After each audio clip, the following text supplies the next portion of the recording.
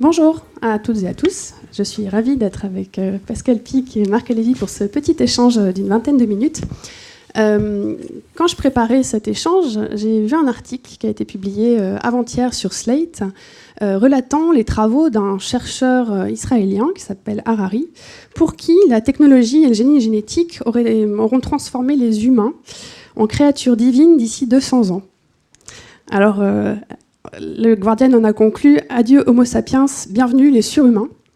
Autant que le Wall Street Journal le souligne qu'avant que n'adviennent les cyborgs immortels, nous pourrions sans doute assister à la destruction pure et simple de l'humanité par une catastrophe environnementale. Et je trouvais que ça faisait une bonne introduction à cet échange, parce que notre échange, c'est le retour à l'humain, avec toutes les questions qui ont été invoquées dans les tables rondes précédentes. Et donc Pascal Pic, vous êtes paléo-anthropologue au Collège de France. Vous venez de signer un livre qui s'appelle « Le retour de Madame Néandertal », ou comment être sapiens. Et alors qu'on parle de ce retour à l'humain, étant donné la période de changement actuelle, je voulais savoir ce que ça vous évoque. Merci pour cette invitation et quel beau succès que cette réunion. Alors effectivement, je suis paléoanthropologue et la question posée, le retour à l'humain, ça y est, va nous ramener à l'époque rousseauiste, Cro-Magnon, c'était bien. Comme le disent certains diététiciens, il faut remanger comme à l'époque de Cro-Magnon pour aller bien. Ça, c'est la crétinerie post-rousseauiste mal digérée. Non, c'est pas du tout mon propos.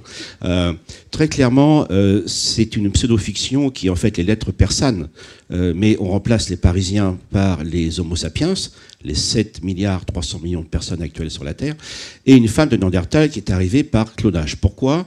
Parce que les questions de procréation aujourd'hui sont au cœur de nos sociétés. Et lorsqu'on parle de retour à l'humain, non, c'est pas un retour sur une période idéalisée à laquelle on pourra revenir. On ne revient jamais en arrière. Et Corinne Lepage l'a très bien dit, nous sommes dans une période de transition qui n'est pas non plus d'accélération. Monsieur Breton parlait d'accélération. Accélération, c'est l'idée qu'on va plus vite sur un chemin tracé. Non, nous sommes dans un changement de civilisation. Et là, que nous sommes déjà en plein dedans. Et très clairement, il y a un vrai problème donc anthropologique au sens de l'humanisme. L'aspect plus philosophique sera bien sûr traité par mon ami Marc Lévy. Mais attendez, autour de la procréation, mesdames et messieurs, et cette dame de Néandertal en parle, on n'a jamais connu une société dans laquelle l'enfant revendique sa filiation et sa parenté. Dans toute société humaine jusqu'à présent, dans le passé et dans les diversités actuelles, un enfant naissait inscrit dans une société, dans une filiation, c'est-à-dire quels sont évidemment les droits qu'il va hériter d'un tel ou d'un tel dans la société, et une parenté, c'est-à-dire de qui est l'enfant, à qui il peut se marier. Eh bien, aujourd'hui, on a un retournement total, et je me joins à mon ami Maurice Godelier, immense anthropologue français. Qu'est-ce qu'une société dans laquelle l'enfant décide de sa filiation, de sa parenté ? Eh bien ça, on ne connaît pas. C'est aussi simple. Ce qu'on ne connaît pas non plus, c'est, et Corinne Lepage en a parlé une fois de plus, c'est une société dans laquelle nous devons nous adapter à nous-mêmes très rapidement. Toute l'idée d'adaptation a été qu'on devait s'adapter au nouvel environnement. D'ailleurs, toute une grande tradition de l'humanisme qui remonte et qui passe par Descartes, c'est que l'homme est dans un rapport hostile à la nature. Et bien ça, c'est quelque chose qui est complètement aberrant. Et les anthropologues comme Claude Lévi-Strauss, effectivement, ont été très critiques vis-à-vis de cet humanisme qui est centré sur le sujet, sur le moi, sur l'expression de soi, passe un humanisme qui doit s'ouvrir au monde et accepter les changements d'environnement et les conséquences de nos actes. Donc on voit bien que le terme d'humanisme n'est pas cohérent en soi. C'est vraiment l'humanisme. Est-ce que c'est mon moi profond, le sujet, critiqué par Claude Lévi-Strauss et d'autres, ou est-ce que c'est le rapport aux autres ? On en a parlé avec les réseaux, etc. Quand vous regardez, on a parlé du big data. Aujourd'hui, vous avez des tas de sites, notamment en France et beaucoup aux États-Unis, dans lesquels l'individu peut reconstituer son propre passé à travers des images. C'est absolument génial, sur le plan de la technique, etc. Mais est-ce que c'est une approche humaniste, en ce sens où beaucoup de personnes aujourd'hui, à travers les réseaux, sont les héros de leur quotidien et de leur médiocrité, et non dans le rapport à l'autre ? Alors, où est-ce que c'est, comme on l'a dit, dans l'ouverture, dans la collaboration, etc. Donc, les technologies, et Joël Le Renel l'a dit, ce sont des moyens. Et c'est pour cette raison qu'on a parlé de sens, d'entreprise. J'interviens beaucoup dans le monde des entreprises, ainsi que Marc. C'est un monde dans lequel nous avons ces changements qui sont en cours. C'est ça qui est intéressant. Il y a un décalage total entre ce qu'on entend aujourd'hui dans les médias au niveau des prises de décision collectives et les entreprises qui, elles, sont confrontées, évidemment, impactées par ces changements. Et ce qui était nouveau, ce qui était été dit aussi, c'est qu'on n'a jamais connu une société dans laquelle 4 générations ont été marquées par des changements technologiques. Moi, je suis limite baby boomers, je sais, ça se voit pas, je suis préhistorien. Mais donc, on était impactés, nous, par le hardware. Okay, donc, on a amélioré les processus. Il y a eu la génération qu'on appelle X, c'était les logiciels. La génération Y, on est en plein dedans, c'est les réseaux. Et aujourd'hui, c'est le big data. Eh bien, c'est jamais arrivé dans l'histoire de l'humanité que 4 générations peuvent échanger des compétences au lieu... Ce qui va changer complètement, ce qui est au cœur de tous les humanismes, quels sont les rituels d'initiation pour demain? Quelles sont les acceptations de passage? Eh bien, nous sommes dans une vraie révolution. Corinne Lepage, je le répète, l'a dit, à propos du terme de réinventer. On n'a pas à tout faire. C'est pas un processus complètement révolutionnaire ou au sens de la création dans la théologie. C'est en fait des questions de renouer les contacts humains. Quel sera l'humanisme pour demain? Et derrière cela, l'autre question importante, c'est que nous sommes confrontés à des situations qui sont complètement inédite et avec tout le monde connecté sur la planète. Donc voilà, donc tout ça est agréé, je n'ai pas les solutions, ça a été un petit peu esquissé dans les propositions tout à l'heure, mais il est très clair que ce changement n'est pas nouveau dans l'histoire de l'humanité en ce sens où à chaque fois qu'on a de nouvelles technologies, à chaque fois qu'on a de nouveaux modes de production, on a de nouveaux rapports dans la société et il faut créer de nouvelles valeurs de vivre ensemble. Ça, c'est pas nouveau, c'est arrivé plusieurs fois. Ce qui est nouveau, c'est que pour la première fois aussi, j'en terminerai là, c'est que c'est à l'échelle planétaire, dans une nouvelle ère qu'on appelle l'anthropocène. Et ben voilà, il va falloir qu'on s'y mette tous et bravo à changer d'air parce qu'on change d'air et ça ne se fera pas qu'avec les techniques, ça ne se fera pas qu'avec les réseaux. On aura besoin de l'art, de la littérature et des philosophes. Exactement, avec ces questions de transmission cruciales dans la question qu'on aborde aujourd'hui. Marc Lévy, vous êtes physicien, philosophe, vous êtes prospectiviste, vous vous intéressez beaucoup aux liens entre l'homme et l'économie. Vous vous dites aussi anti-humaniste. Alors, quand on vous pose la question du retour à l'humain et de parti pris par Pascal Pic, j'ai l'impression que vous vous mettez un peu en faux. Comment vous percevez-vous cette période de changement? Et quand on vous dit retour à l'humain, qu'est-ce que vous entendez par là? Alors moi, le retour à l'humain, je prends tout à fait pour moi, tout va bien. C'est le mot humanisme qui me gêne. Le mot humanisme qui me gêne parce qu'il a pris des connotations idéologiques qui n'ont plus rien à voir avec la philosophie. L'humanisme a été fondé par Protagoras d'Abdère sur une définition extrêmement précise, l'homme est la mesure de toute chose. Et je dis non. L'homme n'est pas la mesure de toute chose, et surtout, il ne faut pas qu'il le soit, parce que si l'homme est la mesure de toute chose, il devient la mesure de sa propre démesure. Ça veut dire que nous sommes en plein dans ce cercle vicieux-là aujourd'hui. Il faut que l'homme prenne sa mesure par rapport au monde qui l'entoure, ce qui est tout à fait différent. Donc si on prend le mot humanisme dans le sens de cette espèce d'anthropocentrisme narcissique et nombriliste, où l'homme c'est tout, l'homme est le sommet de la création, le but de la création, le centre de la création, je refuse purement et simplement. Par contre, que l'humanité prenne en charge l'humain et qu'il remette cet humain au centre de son activité humaine, ça c'est un autre débat. Donc moi je pense très clairement que l'homme est un produit du réel, de la vie, et qu'il ne peut survivre qu'en respectant cette vie et en respectant ce réel. Mais dans ce respect-là, il a un destin qui est d'accomplir, si vous me permettez ce mot avec un sourire, l'humanitude en l'homme. Moi, je me souviens très bien de cette image magnifique de Diogène de Sinope qui se baladait dans Athènes, dans la foule, avec sa lanterne, et qui disait « Je cherche un homme ». Je crois que ça n'a toujours pas été défini. Kant reposait la même question. Qu'est-ce qu'un homme ? Qu'est-ce que l'humain ? Et c'est toujours pas clair quand on parle des droits de l'homme, qui est homme et qui a ses droits ? C'est toujours pas clair. Donc moi je pense qu'il faut décanter les mots. Il faut aller au-delà des mots et il faut vraiment savoir ce qu'on veut. Alors remettre l'homme au centre du jeu de l'humanité, ça j'entends bien. Donc ça veut clairement dire cela, qu'il faut débarrasser l'homme de tout ce qui encombre sa possibilité de s'humaniser. Alors la technologie, et là on était au cœur du débat ce matin, la technologie peut être ou bien un tremplin d'humanisation, ou bien au contraire un facteur de déshumanisation. Et moi je crois que très clairement nous vivons une rupture paradigmatique aujourd'hui, et que la technologie, par rapport à cette rupture paradigmatique, elle est dans des deux camps. Elle peut mener à une hyper-socialisation, une hyper-extériorisation, une hyper-aliénation de l'homme qui deviendrait l'esclave de quelque chose qui est un monde ou un univers numérique. Ça, c'est évidemment la crainte majeure. Et on peut à l'inverse dire que l'homme maîtrisant ce qu'il ne fait pas aujourd'hui, l'homme maîtrisant ces technologies, se les appropriant, dans le but d'enrichir et d'accomplir son intériorité, alors là, évidemment, on n'est plus dans l'hyper-modernité, on est dans l'après-modernité. Et moi, je crois que c'est ça qui se joue aujourd'hui. C'est cette bifurcation-là entre l'hyper-modernité qui ne peut être que délétère et dramatique, et l'après-modernité qui, elle, au contraire, remet l'humain au centre du jeu, mais pas dans un sens égoïste, hédoniste, nombriliste ou narcissique, l'humain au centre comme porteur d'un destin qui, pour moi, de manière extrêmement claire,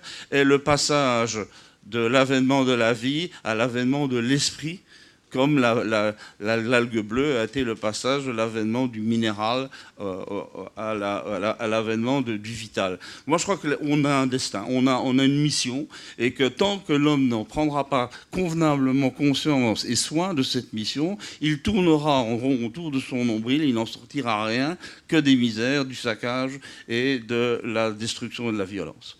C'est intéressant parce que la semaine dernière, j'étais avec Patrick Vivray, on a été sur un événement, c'était il y a 2 semaines. Je l'ai interviewé sur un autre sujet et lui mettait en avant ce qu'il appelle les TNTS, les toujours nouvelles technologies de sagesse. En fait, il me disait, voilà, par rapport à tous ces changements technologiques, il y a aussi des choses sur lesquelles on doit s'accrocher, qui sont aussi les grands savoirs et tout ce qui est ouvert à la spiritualité. Pascal Pic, dans votre ouvrage, je crois que c'est de Darwin à Lévi-Strauss, vous revenez justement sur tous les changements de paradigme en montrant à quel point aujourd'hui le changement s'accélère. Et qu'est-ce que ça présage en fait pour les 20 ans, 50 ans qui viennent ? Alors, les prospectivistes, moi, ça me rappelle... on a besoin des prospectivistes, mais ça me rappelle les futurologues des années 70, une des rares professions qui n'a pas eu d'avenir. Vous voyez ce que je veux dire ? Non, ce qu'il faut, c'est une prospective évolutionniste qui tient compte des contraintes du passé. Ce qui se passe aujourd'hui, l'augmentation démographique. Écoutez, depuis que je suis né, la population mondiale a été multipliée par 3. Je ne suis pas seul responsable, mais j'ai participé modestement. Et notre empreinte écologique a été multipliée par 100. Donc là, ce n'est pas une démonstration, on appelle ça une monstration en épistémologie, mais il est très clair qu'on est arrivé au bout d'une logique qui n'est plus tenable aujourd'hui. Donc Corinne Lepage en est parfaitement le témoin, et notamment la destruction des biodiversités. On parle du réchauffement climatique, qui est un enjeu considérable, mais également les biodiversités. Mais quand je parle des diversités, je parle aussi des diversités culturelles. C'est-à-dire que, moi je cite dans ce livre le poète disparu, Amam Pateba, qui disait « Un vieillard, homme ou femme qui disparaît, c'est une bibliothèque qui s'efface ». Il ne faudrait pas que l'on croie que le projet qu'il nous faut construire, et c'est l'objet de cette réunion, pourra s'affranchir des autres expériences de l'humanité. Et il n'est pas question de faire comme les Yanomani, il n'est pas question de faire les autres, mais ils ont apporté d'autres réponses, d'autres façons de vivre ensemble. Et c'est ça qui est important. Et ça, on peut le faire avec les réseaux aujourd'hui. Je travaille avec des chefs amérindiens, ils sont complètement connectés, c'est extraordinaire. Donc, créer un humanisme demain, ça va être pour nous les Occidentaux, se débarrasser de cette vision anthropocentrique, une fois de plus énoncée par Claude Lévi-Strauss et d'autres, qui est l'homme occidental au centre, maître et possesseur de la nature. Ça, ce n'est plus concevable. La nature continuera, et là, on court à notre perte. Donc voilà, savoir les diversités n'ont un sens que si on peut les mettre en relation. Et aujourd'hui, ces nouvelles technologies le permettent. Des nouvelles formes de sagesse interviennent ou autres. Donc, c'est ça, s'enrichir ces diversités. Alors, par contre, dans le transhumanisme, il y a quelque chose qui est très embêtant. Il y a une forme qu'a dénoncée Marc Lévy tout à l'heure, c'est une vie éternelle, écarter la maladie. Et là, on a une idéologie qui est à la fois un petit peu eugéniste, parfois franchement eugéniste, et deuxièmement, on a aussi un rapport à la technologie qui prolonge mon moi. Mais moi, comme j'aime à dire à ces gens-là, si vous êtes, pardonnez-moi, je ne veux pas être vulgaire, mais si vous êtes emmerdé pendant cette vie-là, si c'est pour vivre 1000 ans, ça va être encore plus long. Hein. Comme disait Woody Allen, l'éternité, c'est long, surtout vers la fin. Donc, du coup, c'est vivre longtemps, mais pourquoi faire ? C'est ça, je vous laisse ce que je veux dire. Donc, ce qui est en train de changer aujourd'hui, je l'ai dit, c'est le rapport à la naissance, à l'anthropologie, mais c'est aussi nos rapports à la mort qui vont... Alors, c'est ça, en fait, les 3 fondements de l'anthropologie, c'est quoi ? Qui sommes-nous quand on est dans un tissu social, une relation sociale ? C'est les rituels de passage dans la vie que notre soi-disant modernité a complètement évacué. Et troisièmement, c'est le rapport à la mort. Et bien, tout ceci est en train de changer radicalement. Donc, c'est une nouvelle anthropologie qui est en train de se mettre en place. Et c'est pour ça qu'on a besoin donc des disciplines comme la mienne, qui n'ont pas la solution, mais qui y participeront. Et le transhumanisme, tel qu'on le voit aujourd'hui, est une véritable problématique parce que c'est un renfermement hyper égocentré grâce aux technologies qui n'est pas dans un rapport à l'autre avec, comme le disait Marc, 2 sociétés, ceux des élus et ceux qui seront délaissés. Alors, pour terminer, je vous donne un exemple. Regardez la couverture du dernier numéro de The Economist. Il y a marqué The Weaker Sex, c'est-à-dire le sexe le plus faible. On voit le symbole de l'homme masculin qui est en érection, qui lui est vraiment en débandade pour le coup. Et aux États-Unis, c'est incroyable, tout ce qui était la tradition du rapport de l'homme à l'outil, à la domination, donc le machisme anthropologique, etc., est complètement déjà impacté aux États-Unis, parce que c'est une question apparemment nouvelle, là je parle à une femme, c'est qu'on n'en a pas parlé depuis ce matin, c'est ce rôle des femmes. Comme les nouvelles technologies sont un domaine qui n'a pas été complètement investi par la volonté de domination masculine, c'est pas pour rien qu'on voit énormément de femmes qui s'y investissent, mais attention, les hommes ne sont jamais gentils dans ces cas-là. Sans blague. Marc Alévi, quand on parle de ce besoin de changer la vision de l'homme par rapport à la nature, comment est-ce qu'on peut opérer ce décentrage, surtout qu'en effet, avec ces nouvelles technologies, on a tendance aussi à promouvoir un peu plus l'individualisme, et ça pose des questions sur l'action de masse, l'action collective finalement. Oui, il y a beaucoup de choses dans la question. Ma première réaction, c'est sur la deuxième partie. Le mot individualisme. Ce mot-là, moi, je l'aime pas beaucoup parce que je pense que ça n'existe pas, l'individualisme. Je crois qu'il y a une interdépendance de fait au niveau le plus matériel et corporel, physique du quotidien entre pas mal d'humains dans des communautés de vie, et que ce qui a changé, c'est le rapport à la société. C'est pas nécessairement le rapport à la communauté. Moi, je vois très bien qu'on dit des jeunes aujourd'hui que ils sont de plus en plus individualistes, centrés sur eux-mêmes, ce qui est peut-être pas faux, mais ça, ils ont bien appris ça. Mais ils reconstituent d'autres manières de vivre ensemble. Donc je crois que ce qui est vrai, c'est que l'organisation sociétale basée sur un État central, avec des institutions, avec une politisation, une carriérisation de la politique comme on le vit maintenant, ça c'est condamné à disparaître assez rapidement. Par contre, ce qui me paraît moins évident, c'est que déjà aujourd'hui, il y a plein d'autres manières de vivre ensemble, avec ou sans la toile d'ailleurs. Donc ce mot individualisme, moi je crois que c'est plus un mot repoussoir, c'est une diabolisation de quelque chose qui n'existe pas vraiment en fait. Alors la première partie de votre question, c'est la question reconnexion à la nature en fait. Ah oui. Alors là je vais aller très vite. Oui. Je vais aller très vite. On l'a oublié. Surtout quand on vit en ville. Moi, j'ai la chance de vivre dans la ruralité, donc je n'oublie pas. Mais quand on vit en ville, on oublie complètement notre dépendance totale à la nature. Tout ce que nous mangeons, tout ce que nous utilisons, tout ce que nous employons comme matériaux, comme tout ce que vous voulez, tout ça vient de la nature. Donc ça, il faut bien se mettre ça en tête. La deuxième point, c'est que nous avons exagéré. Nous avons exagéré, c'est-à-dire que nous nous sommes pris pour des enfants gâtés qui avions tous les droits et qui pouvions saccager et piller tout ce qui était à notre portée. Et le père Descartes y est pour quelque chose. C'est lui qui est à l'origine de cette modernité qui voulait absolument exploiter et dominer la nature. Aujourd'hui, on est au bout de ce processus et si on ne le comprend pas, eh bien, il n'y aura bientôt plus que des déserts. Bon, ça, c'est peut-être pas une bonne idée non plus. Alors, je pense qu'il faut se remettre à sa juste place et j'ai deux mots à vous proposer là-dessus parce que je vois que le temps passe très vite. Le premier mot, c'est le mot humilité. Je crois que l'orgueil humain doit s'arrêter aujourd'hui. Je pense que nous devons réapprendre l'humilité, c'est-à-dire que la place de l'homme dans la nature doit être la plus petite possible. Et la deuxième chose, c'est le mot frugalité. Et le mot frugalité, je le définis avec de manière extrêmement simple. Dans tout ce que nous faisons, dans tout ce que nous vivons, dans tout ce que nous entreprenons, simplement appliquer cette petite phrase, moins mais mieux. Merci beaucoup. Pascal Pic, une dernière remarque avant Alors, de conclure. moi, je me rappelle ici, j'avais ouvert avec Michel Serres et Jourdain Vincent le collège de la Cité des Sciences avec un petit livre qui s'appelle « Qu'est-ce que l'humain ?» Et Michel Serres disait ceci, on aurait posé cette question il y a quelques années, il y a eu un psychanalyste, un philosophe et un sociologue.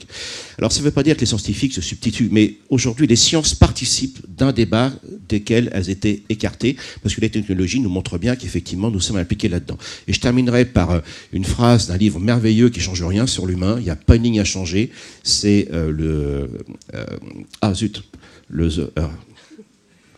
de Vercors de 1932, de 1952, et Vercors donc donne en exergue le zoo humain, voilà. Et il donne en exergue cette phrase du professeur Templeton, Il dit, tous nos malheurs viennent du fait que les hommes ne s'entendent pas sur ce qu'ils sont et n'arrivent pas à s'accorder sur ce qu'ils voudraient être. Eh bien, les sciences et la paléanthropologie nous apportent déjà un élément de réponse. Nous avons tous une communauté d'origine, merci à la paléanthropologie, mais pour nous accorder maintenant sur notre futur commun, là, ça ne sera pas que l'affaire des paléoanthropologues. Donc, on change d'air. Merci beaucoup à tous les deux et on passe à la suite.